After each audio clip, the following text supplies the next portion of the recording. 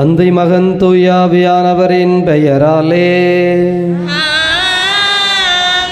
நம் ஆண்டவராகிய இயேசு கிறிஸ்துவின் அருளும் கடவுளின் அன்பும் தூயாவியானவரின் நட்புறவும் உங்கள் அனைவரோடும் இருப்பதாக.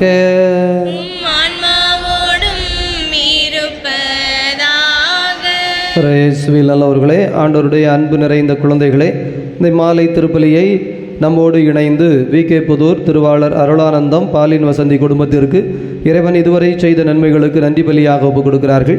திருமண காரியம் கைகூட வேண்டும் என்பதற்காகவும், வேலை வாய்ப்புகளை ஆண்டவர் ஆசீர்வதிக்க வேண்டும் என்பதற்காகவும், மிஸ்டிகா ஏஞ்சல், ஜெசிகா ஏஞ்சல் இறைஞானம் தெய்வ பயத்தில் சிறந்து விளங்க வேண்டும் என்பதற்காகவும், கிறிஸ்துவில் இந்நாளில் மரித்த ராஜம்மாள் அவர்களது ஆன்மா ஆண்டவருக்குள் இளைப்பாற வேண்டும் என்றும், குடும்பத்திலே கிறிஸ்துவில் மரித்த ஏனைய ஆன்மாக்களுக்காகவும் ஒப்பு கொடுத்து ஜெபிக்கிறார்கள்.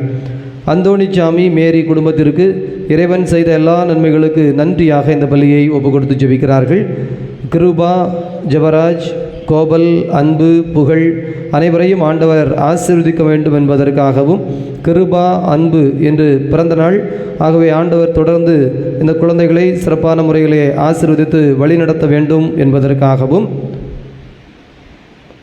நோபல் அன்பு அவரது பிறந்த நாளுக்காகவும் ஆண்டவர் தேவ ஆசீர்வாதத்திலே நிறைவாக வழிநடத்த வேண்டும் என்பதற்காகவும் நன்றியாக ஒப்பு கொடுத்து ஜெபிக்கிறார்கள். நாமும் தெய்வீக அருளால் நிரப்பப்படுவதற்காக ஜெபிப்போம். இறை அருளால் நிரப்பப்படுவதற்கு தடையாக இருக்கிற குற்றம் குறைகளை நினைத்து மனவருந்தி மன்னிப்பு கேட்போம். எல்லாம் வல்ல இறைவனிடமும் சகோதர சகோதரிகளே, எங்களிடமும் நான் பாவியின்றி ஏற்றுக்கொள்கிறேன். ஏனெனில் என் சிந்தனையாலும் சொல்லாலும் செயலாலும் கடமையில் தவறியதாலும் பாவங்கள் பல செய்தேன். என் பாவமே, என் பாவமே, என் பெரும்பாவமே.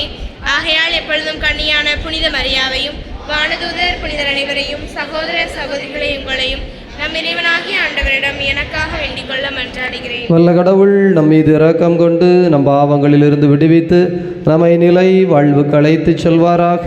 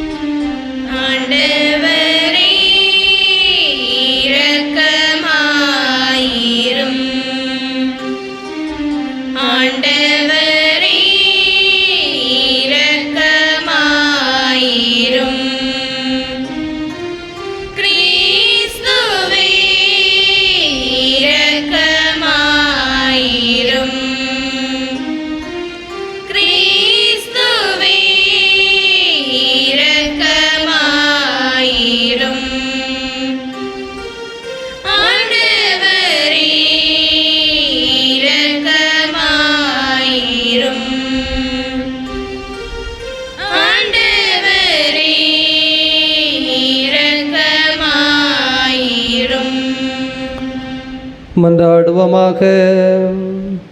இதய அமைதியை இறைவா, கோடியர் புதர் பதுவை புனிதர் நன்னாக்களியாத நல்லவர் தூய அந்தோணியாரை தலை சிறந்த போதகராகவும் எங்கள் தேவைகளில் பரிந்து பேசுகிறவராகவும் தந்தீரே. அவரது உதவியால் நாங்கள் உண்மை நெறிகளை கடைபிடிக்கவும் துன்ப நேரத்தில் உமது உதவியை கண்டுணர்ந்து கொள்ளவும் செய்தருளும். உம்மோடு தூயாவியானவரின் ஒன்றிப்பில் இறைவனாய் என்றென்றும் வாழ்ந்து ஆட்சி செய்கின்ற எங்கள் ஆண்டவரும் உம் திருமகனுமாகிய அதே கிறிஸ்து வழியாக உமை மன்றாடுகின்றோம்.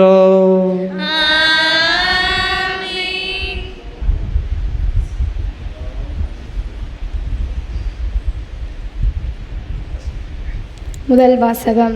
நான் படைத்த மனிதரை மண்ணிலிருந்து அழித்தொழிப்பேன்.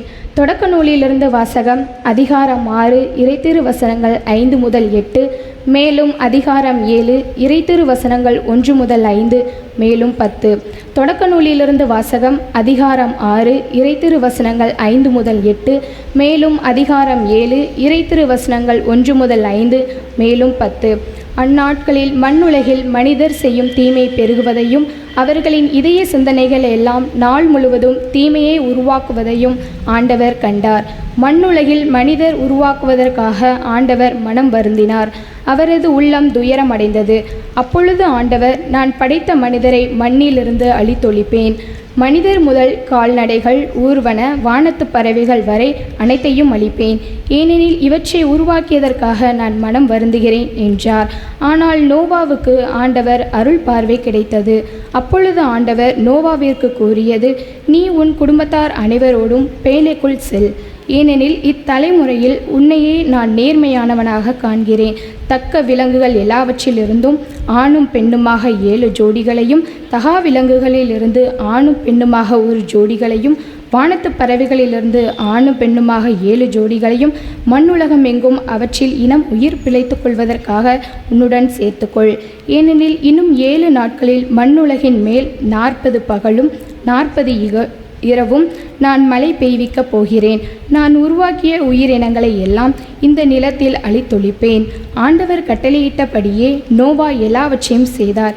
7 நாட்களுக்கு பின் மண்ணுலகில் வெள்ளப்பெருக்கு ஏற்பட்டது. இது ஆண்டவர் வழங்கும் அருள்வாக்கு.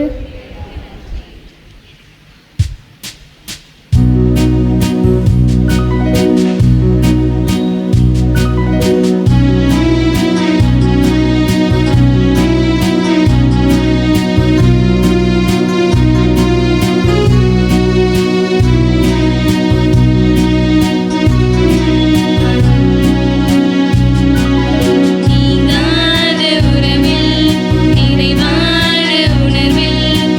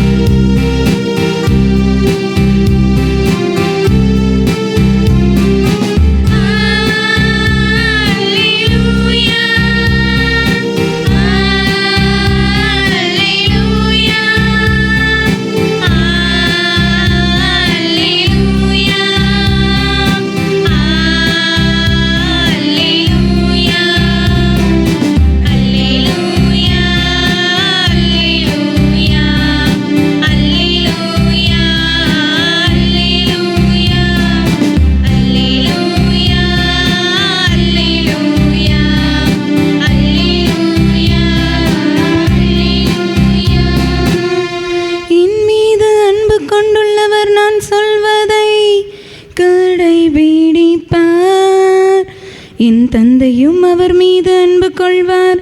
நாங்கள் அவரிடம் வந்து அவருடன் குடிகொள்வோம். அல்லேலூயா.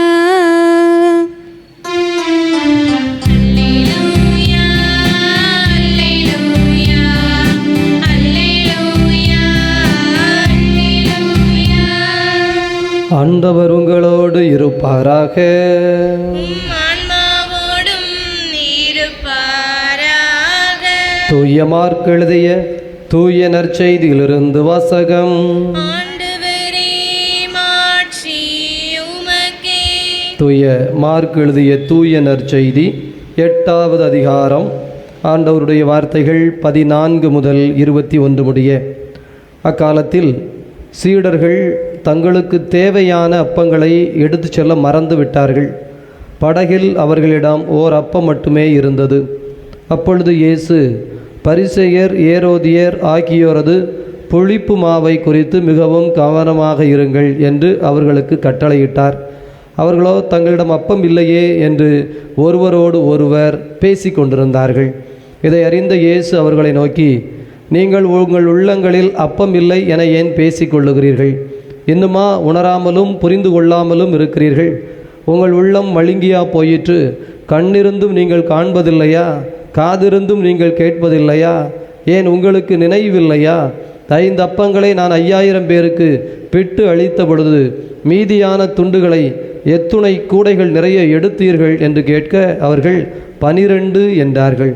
7 அப்பங்களை நான் 4000 பேருக்கு பிட்டு அளித்த பொழுது மீதி துண்டுகளை எத்தனை கூடைகள் நிறைய எடுத்தீர்கள் என்று கேட்க அவர்கள் 7 என்றார்கள். மேலும் அவர் அவர்களை நோக்கி, இன்னும் உங்களுக்கு புரியவில்லையா என்று கேட்டார். ஆண்டவரின் அருள்வாக்கு.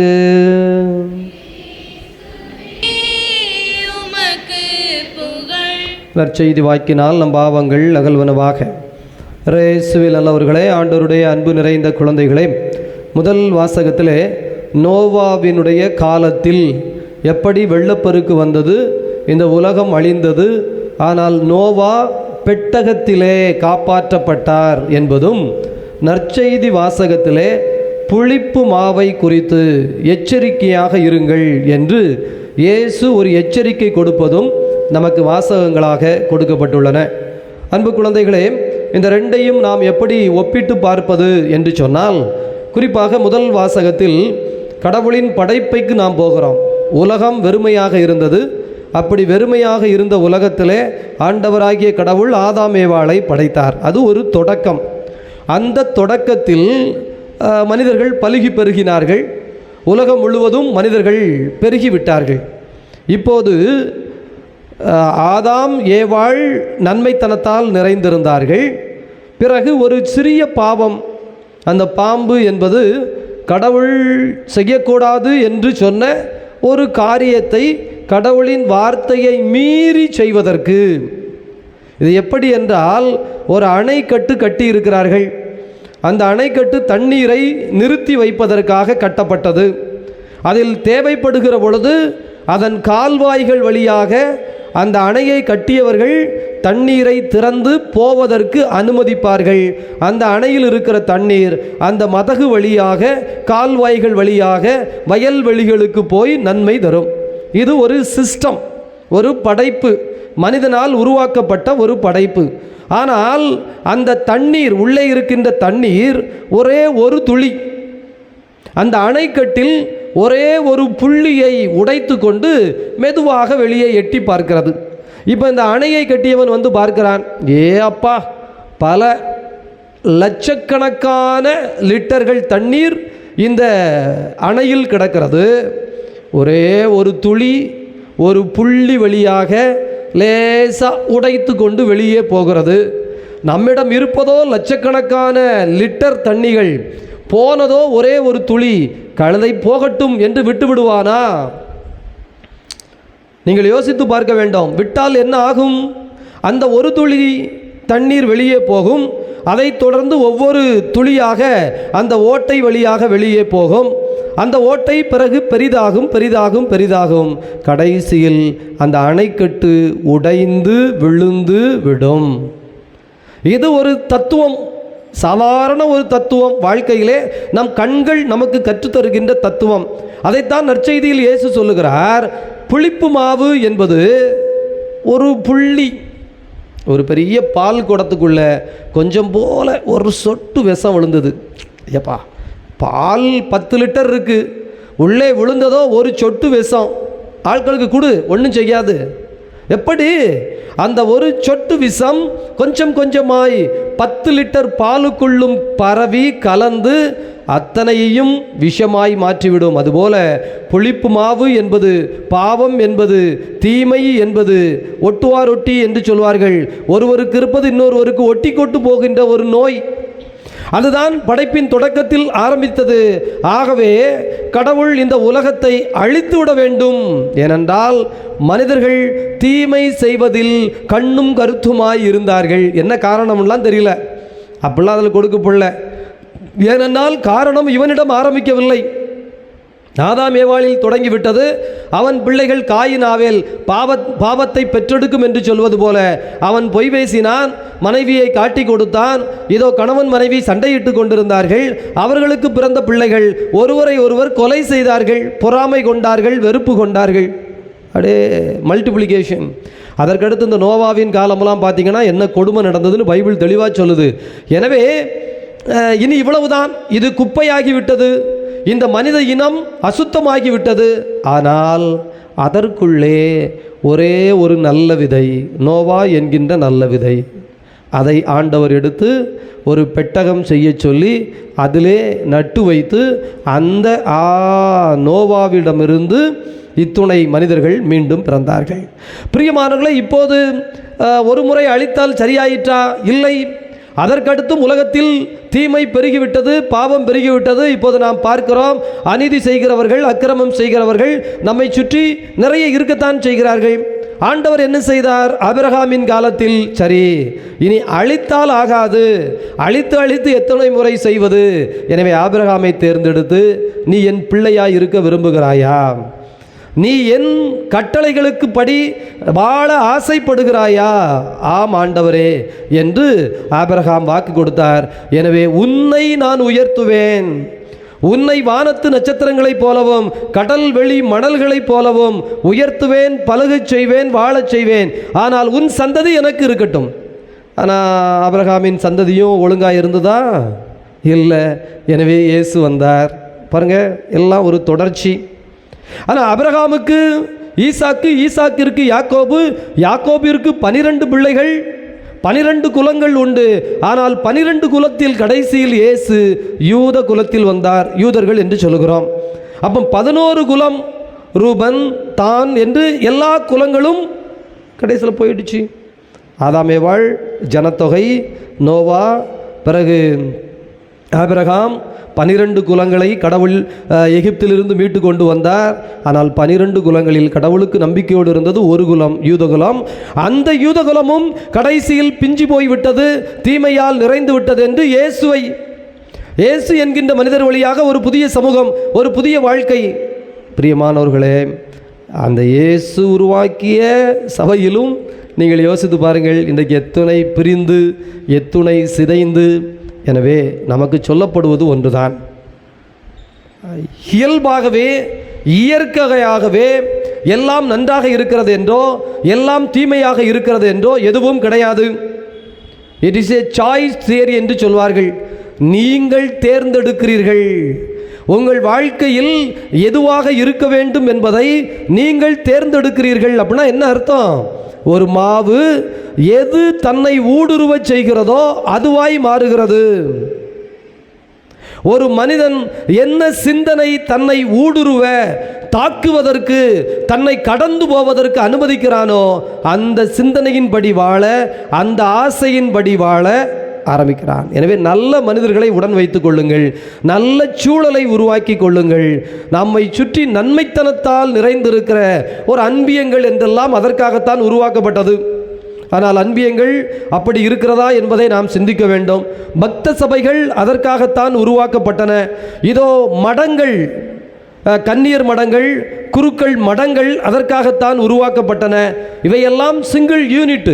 அந்த யூனிட்டிலே எப்படியாவது வாழ்தல். இப்போ நம்மளும் மதியமெல்லாம் பார்த்தீங்கன்னா அந்தோணியார் சொந்தங்கள் என்று ஒரு 1000 பேர் வாட்ஸ்அப் குரூப் வைத்திருக்கிறோம். எதற்காக? அந்த சொந்தங்கள் ஆண்டவருக்குள், ஆண்டவருடைய அன்புக்குள் வாழுதல். எனவே ஒரு கிளப்பு போல தான். எனவே நீங்கள் உங்களுக்கான நட்பு வட்டாரம் இருக்கிறது, தொழில் வட்டாரம் இருக்கிறது, வேலை செய்கிற பகுதியில் உள்ள வட்டாரம் இருக்கிறது, பை பர்த் என்று சொல்லப்படுகிற இரத்த வழி உறவு கொண்ட உறவுகள், சொந்தங்கள், வட்டாரங்கள் இருக்கின்றன. இதெல்லாம் யூனிட். ஆனால் நீங்கள் உங்களுக்கென்று ஒரு ஆன்மீக வட்டத்தை, ஆசீர்வாத வட்டத்தை ஏற்படுத்தி அந்த யூனிட்டில் உங்கள் சின்சியாரிட்டியையும் உங்கள் வாழ்வையும் நீங்கள் அமைத்து கொண்டீர்கள் என்றால் அது மட்டும் உங்களை பாதிப்பதற்கும் கடந்து போவதற்கும் நீங்கள் அனுமதித்தீர்கள் என்றால் ஆண்டவர் சொன்ன விழிப்புணர்வு உங்களுக்குள் இருக்கிறது. பாருங்க, ஒரு அணைக்கட்டை பார்த்தோம், அதில் ஒரு துளி உடைந்து போகுமா என்பதை பார்த்தோம். நற்செய்தியில் ஆண்டவர் சொல்லுகிறார், இவற்றிலிருந்தெல்லாம் நீ இறை தன்மையை, இறை அறிவை பெற்றுக்கொள். உனக்கு கண்களுக்கு தெரிவதில் இருந்தெல்லாம் பெற்றுக்கொள், கவனமாயிரு.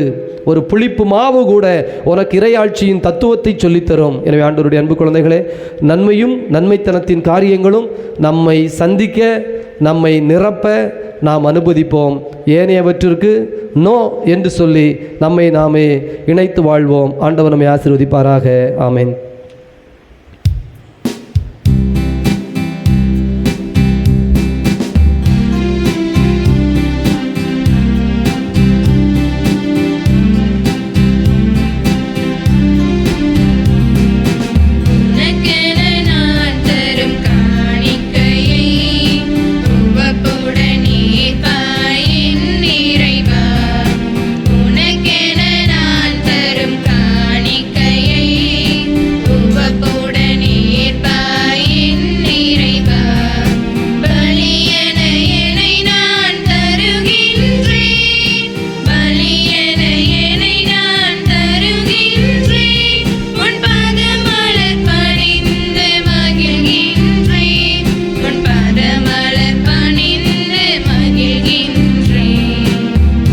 சகோதர சகோதரிகளே, உங்களுடையதும் என்னுடையதுமாக ஒப்பு கொடுக்கப்படுகின்ற இப்பலி எல்லாம் வல்ல தந்தையாக இறைவனுக்கு ஏற்புடையதாகும்படி மன்றாடுங்கள்.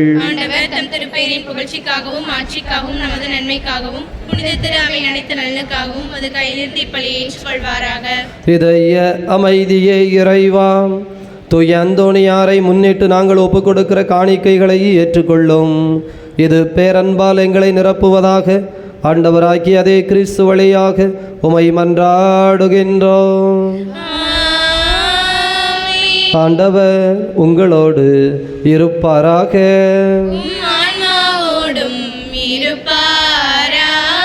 இதயங்களை மேலே எழுப்புங்கள். நம் இறைவனாகி ஆண்டவருக்கு நன்றி கூறுவோம். ஆண்டவரே, தூயவரான தந்தையே, என்று வாழும் இறைவா, நாங்கள் உமக்கு நன்றி செலுத்துவது எங்கள் கடமையும் மீட்பிற்குரிய செயலும் ஆகும். ஏனெனில் கிறிஸ்து பெருமான் எங்களுக்காக விண்ணகத்தின் கதவை திறந்தார். ஆகவே விண்ணகத் தூதரோடு இணைந்து போற்றி புகழ்ந்து அக்களித்து நாங்கள் பாடுவதாவது: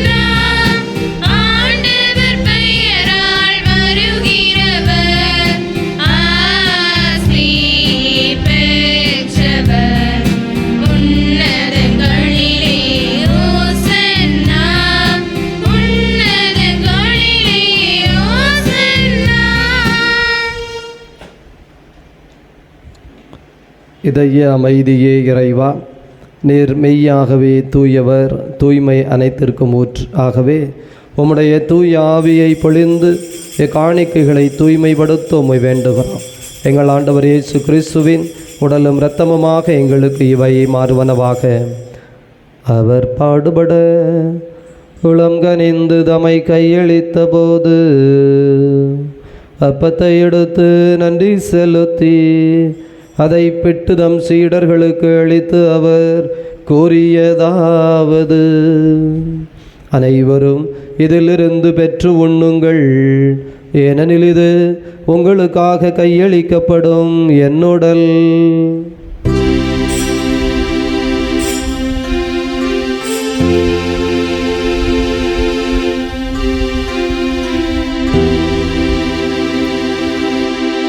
அவ்வண்ணமே இரவு விருந்தை அருந்திய பின் கிண்ணத்தை எடுத்து மீண்டும் உமக்கு நன்றி கூறி தம் சீடர்களுக்கு அளித்து அவர் கூறியதாவது, அனைவரும் இதிலிருந்து பெற்று பருகுங்கள், ஏனெனில் இது புதிய நிலையான உடன்படிக்கைக்குரிய என் இரத்தத்தின் கிண்ணம்.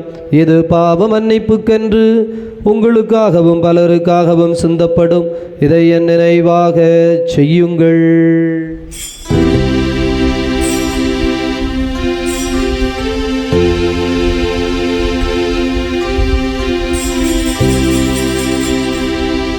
நம்பிக்கையின் மறைபொருள்.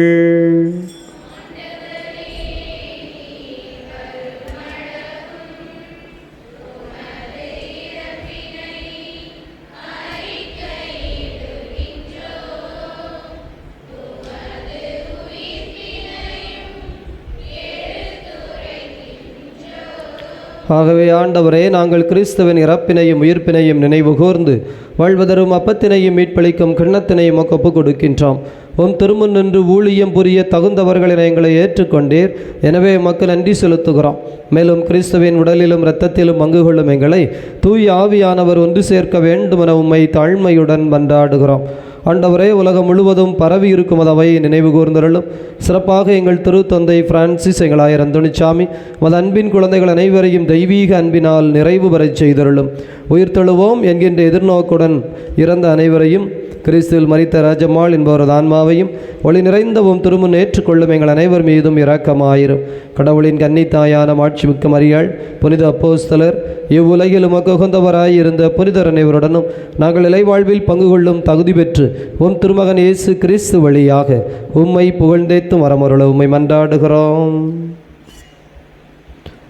இவர் வழியாக இவரோடு இவரில் எல்லாம் வல்ல இறைவனாகிய தந்தையே, தூயாவியானவரின் ஒன்றிப்பில் எல்லா புகழும் ஆட்சியும் என்றென்று உமக்கு உரியதே.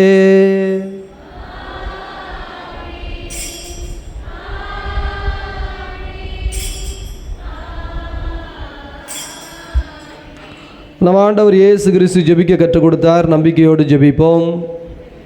இருக்கிற எங்கள் தந்தையே, உமது பெயர் தூயதென போற்ற பெறுக, உமது ஆட்சி வருக, உமது திருவுளம் விண்ணுலகில் நிறைவேறுவது போல மண்ணுலகிலும் நிறைவேறுக. எங்கள் அன்றாட உணவை இன்று எங்களுக்கு தாரும். எங்களுக்கு எதிராக குற்றம் செய்வோரை நாங்கள் மன்னிப்பது போல எங்கள் குற்றங்களை மன்னியும். எங்களை சோதனைக்கு உட்படுத்தாதையும் தீமையிலிருந்து எங்களை விடுவித்தருளும். ஆண்டவரே, தீமையிலிருந்து விடுவித்து அமைதியை தந்தருளும். பாவத்திலிருந்து விடுதலை பெற்று நலமுடன் வாழச் செய்தருளும். நாங்கள் எதிர்நோக்கி இருக்கிற பேரின்பத்திற்காகவும் மீட்பராகிய இயேசு கிறிஸ்துவின் வருகைக்காகவும் காத்திருக்கின்றோம்.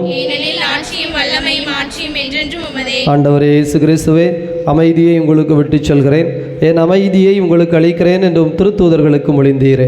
எங்கள் பாவங்களை பாராமல் மது திரு அவையின் நம்பிக்கையை கண்ணோக்கி அதற்கு அமைதியும் ஒற்றுமையும் தந்திரல்வீராக. என்றென்று வாழ்ந்து ஆட்சி செய்கின்றவர் நீரே. ஆண்டவருடைய அமைதி உங்களோடு என்றும் இருப்பதாக.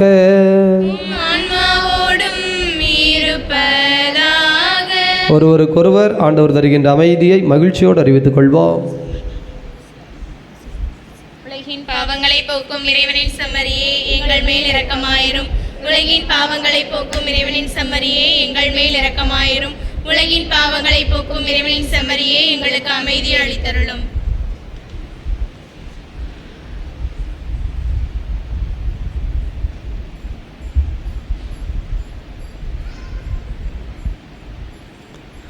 இதோ இறைவனின் செம்மறி, இவரே உலகின் பாவங்களை போக்குகின்ற தெய்வம். இந்த தெய்வத்தினுடைய விருந்துக்கு அழைக்கப்பட்டிருக்கிற நாம் அனைவரும் பேறு பெற்றவர்கள்.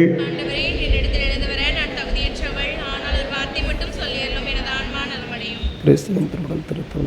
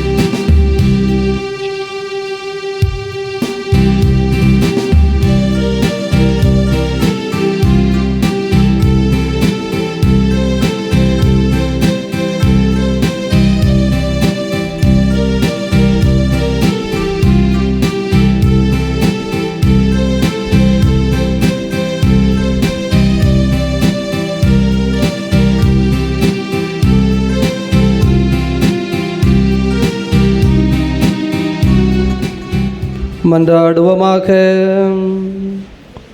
இதய அமைதியே இறைவாம், தூய அந்தோணியாரின் நவநாளில் நாங்கள் ஒப்பு கொடுத்து உட்கொண்ட இத்திருவுணவை முன்னிட்டு உம்மை புகழ்கிறோம்.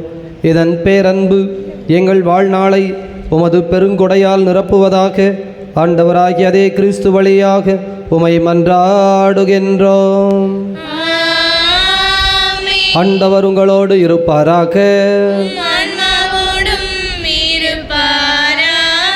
வல்ல கடவுள் தந்தை மகன் தூயாவியார் உங்கள் அனைவரையும் நிறைவாக ஆசீர்வதிப்பாராக.